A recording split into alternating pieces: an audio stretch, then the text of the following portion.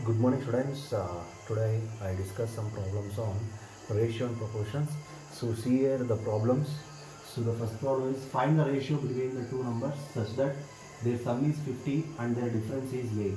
Here we have to find the ratio between the two numbers. So we have to find the ratio between the two numbers. So such that means our own condition ಕೊಡ್ತಾರೆ. ನಾವು ಏನು ಎರಡು ನಂಬರ್ಸ್ನ ratio find out ಮಾಡ್ತಾ ಇದೀವಿ, ಆ ಎರಡು numbers ಏನು ಕಂಡೀಷನ್ನ satisfy ಮಾಡ್ತಾ ಇದೆ ಅಂತ ಹೇಳ್ತಾರೆ. So that condition is the sum of those two numbers is 50 and their difference is 8. So if we take any two unknowns, those two unknowns sum is 50 and their difference is 8. So we have to find those two unknowns. So let us take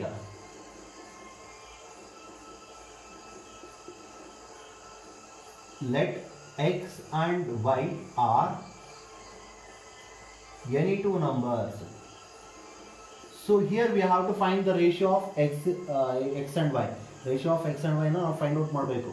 ಏನು ಬರುತ್ತೆ ಅಂತ. So x and y ratio ಹೇಳಬೇಕಂದ್ರೆ we have to find the values of x and y. So x ಮತ್ತೆ y ನ values ನ find out ಮಾಡಬೇಕು. So ಅದಕ್ಕೆ ಅವರು ಏನು ಕಂಡೀಷನ್ ನ ಕೊಟ್ಟಿದ್ದಾರೆ, the sum of those two number is 50 and their difference is 8 ಅಂತ ಹೇಳಿದ್ದಾರೆ. ಸೊ ಹಾಗಾಗಿ ಬೈ ಡೇಟಾ ಅರ್ಥ ಮಾಡ್ಕೊಳ್ಳಿ, ಇವೆರಡರದ್ದು ಸಮ್ ನಮಗೆ 50 ಬರ್ತಾ ಇದೆ, ಅವೆರಡನ್ನು ಡಿಫರೆನ್ಸ್ ತಗೊಂಡ್ರೆ 8 ಬರ್ತದೆ. ಅಂದ್ರೆ x plus y is equal to 50 and x minus y is equal to 8. So clearly ನೋಡಿ, ಇದನ್ನ ಅವ್ರು ಹೇಳಿದ್ರು, ಅವೆರಡರದ್ದು ಸಮ್ ನಮಗೆ 50, ಅವೆರಡರದ್ದು ಡಿಫರೆನ್ಸ್ 8 ಅಂತ ಹೇಳಿದ್ದಾರೆ. ಅದನ್ನ ಆಸ್ ಇಟ್ ಈಸ್ ಬರ್ಕೊಂಡಿದ್ದೀನಿ. Clearly these two equations are simultaneous equations. So we know how to solve the simultaneous equations. System of simultaneous equations ನ ಹೇಗೆ ಸಾಲ್ವ್ ಮಾಡ್ತೀವಿ ಅಂತ ನಮಗೆ ಗೊತ್ತಿದೆ.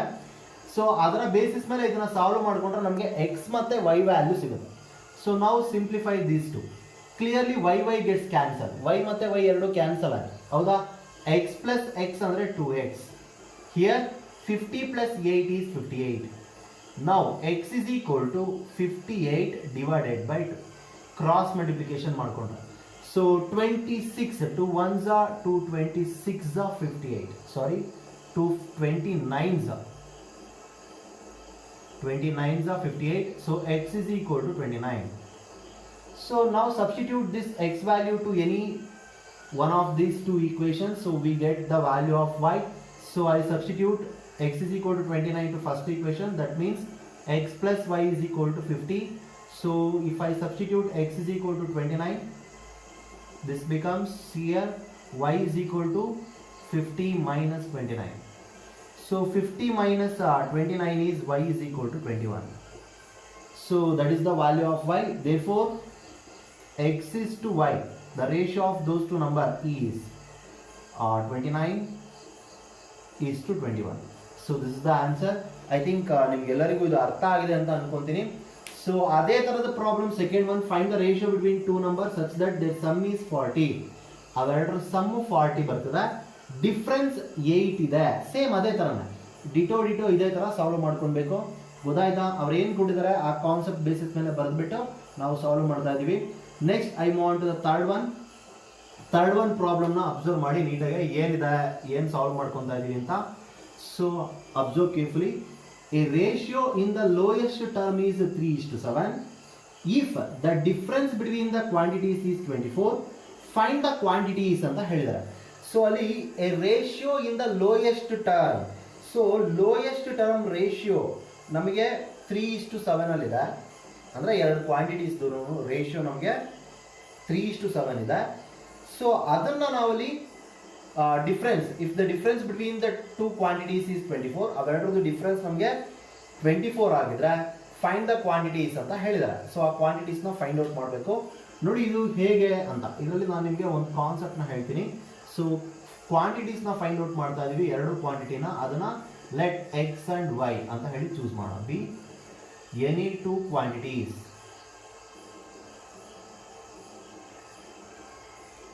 So let us take x and y as any two quantities. So observe carefully. So the ratio in the lowest term is 3:7 in the sense x is to y is equal to 3:7 ಅಂತ. That means x by y is equal to 3/7 ಅಂತ. ನೋಡಿ ನಾನು ಹೇಳೋದನ್ನ ಅರ್ಥ ಮಾಡ್ಕೊಳ್ಳಿ ಕರೆಕ್ಟಾಗಿ. 1/2 ಅಂದ್ರೂ ಒಂದೇ, 3/6 ಅಂದ್ರೂ ಒಂದೇ, 4/8 ಅಂದ್ರೂ ಒಂದೇ. These are all same. Is it? So 1/2 ಅಂದ್ರೂ ಒಂದೇ, 3/6 ಅಂದ್ರೂ ಒಂದೇ, 4/8 ಅಂದ್ರೂ ಒಂದೇ. ಸೊ ಇದ್ರಲ್ಲಿ ನಾವು ಸಿಂಪಲ್ ಆಗಿ ಯಾವ್ದಾದ್ರು ಎರಡನ್ನು ಮಾತ್ರ ಚೂಸ್ ಮಾಡೋಣ, ನಿಮ್ಗೆ ಅರ್ಥ ಆಗಲಿ ಅಂತ ಹೇಳ್ತಾ ಇದ್ದೀನಿ. ಸೊ 1/2 ಇಸ್ ಈಕ್ವಲ್ ಟು 3/6 ಇದೆ. ಈ 1/2ನ 3/6ಗೆ ಈಕ್ವಲ್ ಆಗಿದೆ. ನಮಗೆ ನ್ಯೂಮರೇಟ್ರು ಮತ್ತು ನ್ಯೂಮರೇಟ್ರೇ ಈಕ್ವಲ್ ಆಗಬೇಕು ಅಂದರೆ ಏನು ಮಾಡಬೇಕು? ಇದು 1ಗೆ ನಾವು 3ಇಂದ ಮಲ್ಟಿಪ್ಲೈ ಮಾಡಿದ್ರೆ ಆಗ ನಮಗೆ ಇದರ ನ್ಯೂಮರೇಟ್ರು ಬರುತ್ತೆ, ಹೌದಾ? ಅದೇ 3ಇಂದ ಡಿನಾಮಿನೇಟರ್ನ ಮಲ್ಟಿಪ್ಲೈ ಮಾಡಿದ್ರೆ ಇದು ಬರುತ್ತೆ. ಅಬ್ಸರ್ವ್ ಮಾಡಿ ಕೇರ್ಫುಲ್ ಆಗಿ. 1/2 ಇಸ್ ಈಕ್ವಲ್ ಟು 3/4 ಆಯಿತು ಅಂದರೆ 1/2 ಇಸ್ ಈಕ್ವಲ್ ಟು 3/4 ಆಗಬೇಕು ಅಂತ, ಸಾರಿ 3/6 ಆಗಬೇಕು ಅಂದರೆ ಈ 1/2 ನ್ಯೂಮರೇಟರ್ ಮತ್ತು ಡಿನಾಮಿನೇಟರ್ನ ಕಾಮನ್ ಆಗಿ ನಾವು 3ಇಂದ ಮಲ್ಟಿಪ್ಲೈ ಮಾಡಿದ್ರೆ 3 ಮತ್ತು 6 ಬರುತ್ತಾ? 3/6 ಬರುತ್ತಾ? ಹೌದಾ ಅಲ್ಲ? ಅದೇ ಥರ ಯಾವುದೇ ಎರಡು ರೇಷಿಯೋಸ್ ಈಕ್ವಲ್ ಆಗಿದೆ ಅಂದರೆ ನಾವು ಅದನ್ನು numerator x is equal to ಹಾಗೆ ವೈ ಇಸ್ ಈಕ್ವಲ್ ಟು ಅಂತ ಬರಿಬೇಕು ಅಂದರೆ ನಾವೇನು ಮಾಡ್ತೀವಿ ಅಂದರೆ ಅದನ್ನು ಸಮ್ ಕಾನ್ಸ್ಟೆಂಟಿಂದ ಮಲ್ಟಿಪ್ಲೈ ಮಾಡ್ತೀವಿ. ಅಂದರೆ ಹೇಗೆ ಅಂದರೆ x/y is equal to 3a divided by 7a. A ಅನ್ನೋದು ಯಾವುದೋ ಒಂದು ಕಾನ್ಸ್ಟೆಂಟ್. ಈ ಎಕ್ಸ್ ಮತ್ತು ವೈಗೆ ಈಕ್ವಲ್ ಆಗೋ ಥರ ನಾವು ಅದನ್ನು ಅಲ್ಲಿ ಮಲ್ಟಿಪ್ಲೈ ಮಾಡ್ಕೊಳ್ಳೋದು. ಸೊ ಹಾಗೆ ಮಲ್ಟಿಪ್ಲೈ ಮಾಡ್ಕೊಂಡಾಗ ನಮಗೆ X is equal to 3a ಆಗುತ್ತೆ and y is equal to 7a. So ಯಾಕೆ ಅಲ್ಲಿ ಕಾನ್ಸ್ಟೆಂಟಿಂದ ಮಲ್ಟಿಪ್ಲೈ ಮಾಡಿದ್ವಿ ಅಂದರೆ ಈಕ್ವೇಟ್ ಮಾಡೋದಕ್ಕೋಸ್ಕರ. ಅರ್ಥ ಆಗ್ತಾ ಇದೆ ನಾನು ಹೇಳ್ತಿರೋದು? ಈಗ ಎಕ್ಸ್ ಮತ್ತು ವೈ ಸಿಕ್ತು ನಮಗೆ. So if the difference between the quantities is 24 ಅಂತ ಕೊಟ್ಟಿದ್ದಾರೆ ಅಂದರೆ ಅದರ ಅರ್ಥ by data here x and y are the two quantities, the difference between these two quantities is 24 ಅಂತ ಹೇಳಿದ್ದಾರೆ. That means x minus y is equal to 24. Now substitute x is equal to 3a and y is equal to 7a, that is 24, that is minus 4a is equal to 24. That implies a is equal to 24 divided by minus 4, that implies a is equal to minus 6. So a is equal to minus 6 ಬಂತು. So actually ಏನಂದರೆ ಅರ್ಥ ಮಾಡ್ಕೊಳ್ಬೇಕು ನೀವು ಇದು ಕಾನ್ಸೆಪ್ಟ್ನ. ಏನಂದರೆ ನಮಗೆ ಇದು ರೇಷಿಯೋಸ್ನಲ್ಲಿ ಈ ಥರ ನೆಗೆಟಿವ್ ವ್ಯಾಲ್ಯೂಸ್ನ ನಾವು ಚೂಸ್ ಮಾಡೋದು, ಆಯಿತಾ? Difference between the two quantities ಅಂತ ಹೇಳಿ ತೊಗೊಂಡಿರೋದ್ರಿಂದ ನಮಗೆ ಅಲ್ಲಿ ನೆಗೆಟಿವ್ ಬಂದಿದೆ. ಆದರೆ difference between the two quantities ಅಂದರೆ first minus second, second minus first ಅಂತ ಅವ್ರೇನು ಮೆನ್ಷನ್ ಮಾಡಿಲ್ಲ. ಹಾಗಾಗಿ ಇಲ್ಲಿ y ಮೈನಸ್ ಎಕ್ಸ್ ಅಂತಲೇ ಚೂಸ್ ಮಾಡಿದರೆ ನಮಗೆ ಪಾಸಿಟಿವ್ ಬರ್ತಿತ್ತು. ಸೊ ಇಲ್ಲಿ ನಾವೇನು ಮಾಡಬೇಕು ಅಂದರೆ ಸಿಂಪಲ್ ಆಗಿ ಅದನ್ನು ಪಾಸಿಟಿವ್ ಅಂತಲೇ ಚೂಸ್ ಮಾಡಬೇಕು. ಎಕ್ಸಿಗೆ ಸಬ್ಸ್ಟಿಟ್ಯೂಟ್ ಮಾಡಬೇಕಾದ್ರೆ x is equal to 3 into 6 and y is equal to 7 into 6 ಅಂತ ಚೂಸ್ ಮಾಡ್ಕೊಳ್ಳೋಣ. ಆವಾಗ x is equal to 18 and y is equal to 42. So ಈ ಥರ ಚೂಸ್ ಮಾಡ್ಕೊಳ್ಬೇಕು. ಅದನ್ನೇ ನಮಗೆ ಅಲ್ಲಿ ಫೈಂಡ್ ಔಟ್ ಮಾಡೋಕೆ ಹೇಳಿದ್ದು ಫೈಂಡ್ ದ ಕ್ವಾಂಟಿಟೀಸ್ ಅಂತ. ಸೊ ಆ ಕ್ವಾಂಟಿಟೀಸ್ ಏನಂತ ನಾವು ಫೈಂಡ್ ಔಟ್ ಮಾಡಿದ್ದೀವಿ. ಅರ್ಥ ಆಯ್ತಾ ನಾನು ಹೇಳಿದ್ದು? ಸೊ ಮೈನಸ್ ತಗೊಳ್ಳೋ ಹಾಗಿಲ್ಲ ರೇಷಿಯೋಸ್ನಲ್ಲಿ. ಸೊ ಪಾಸಿಟಿವ್ ವ್ಯಾಲ್ಯೂನೇ ಚೂಸ್ ಮಾಡಬೇಕು. ಸೊ ಹಾಗಾಗಿ ಆ ಪಾಸಿಟಿವ್ ವ್ಯಾಲ್ಯೂನ ಚೂಸ್ ಮಾಡಿದ್ದೀವಿ. Next I move on to the fourth one. So fourth ಒನ್ನ ಸಾಲ್ವ್ ಮಾಡೋಣ. ನೋಡಿ ಹೇಗೆ ಸಾಲ್ವ್ ಮಾಡ್ತೀವಿ ಅಂತ.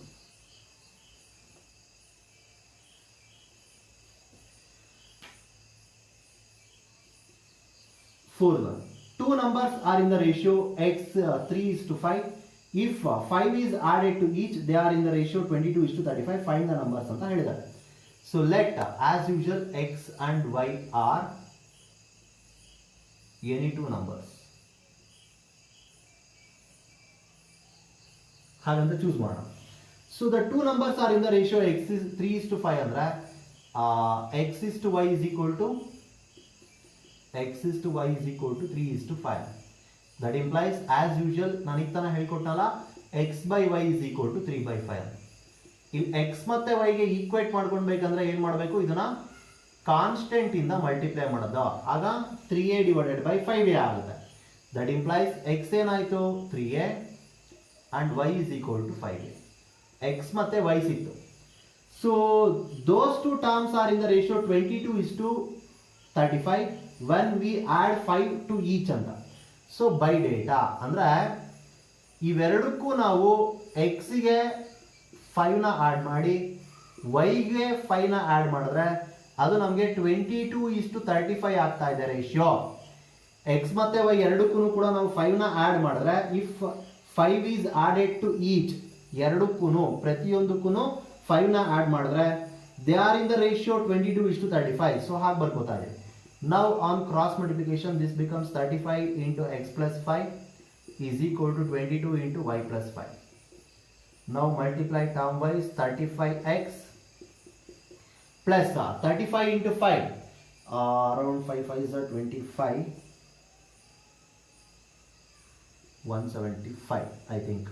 So 35 into 5 is 175. Next 22 into y is 22. Sorry, I did a simple mistake. So here, observe here. So we have to substitute the value of x and y. Here x is 3a plus 5 divided by y is 5a plus 5 is equal to 22 divided by 35. ನೋಡಿ x ಮತ್ತೆ y value substitute ಮಾಡ್ಕೊಂಡು simplification ಮಾಡಬೇಕು. ನಾನು x ಮತ್ತೆ y ನ ಹಾಗೆ ಉಳಿಸ್ಕೊಂಡಿದ್ದೆ. So sorry. So ಈಗ ಕ್ರಾಸ್ ಮಲ್ಟಿಪ್ಲಿಕೇಶನ್ ಮಾಡಿ 35 into 3a plus 5 is equal to 22 into 5a plus 5. So 35 into 3 is 175.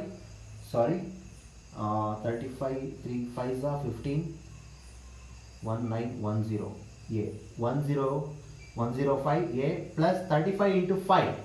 35 into 5 is 175 is equal to 22. 5 2s are 10, 5 2s are 10, 11 a. So as usual 110. So transfer this 105 a to RHS and 110 to LHS. This becomes 175 minus 110 is equal to 110 a minus 105 a. That is 65 is equal to 5a. So this becomes a is equal to 65 by 5. A is equal to 13 5s are 65. So a is equal to 30. Therefore x is equal to 3 into 13 and y is equal to 5 into 13. That is x is equal to 39 and y is equal to 65. So that is the quantities. So our numbers na find out ಮಾಡೋದಕ್ಕೆ ಹೇಳಿದ್ರು. So ನಾವು numbers na find out ಮಾಡಿದೀವಿ. Hence the result. I think ಅರ್ಥ ಆಗಿದೆ ಅನ್ಕೊಂತೀನಿ. Next I move on to the fifth one and the last one.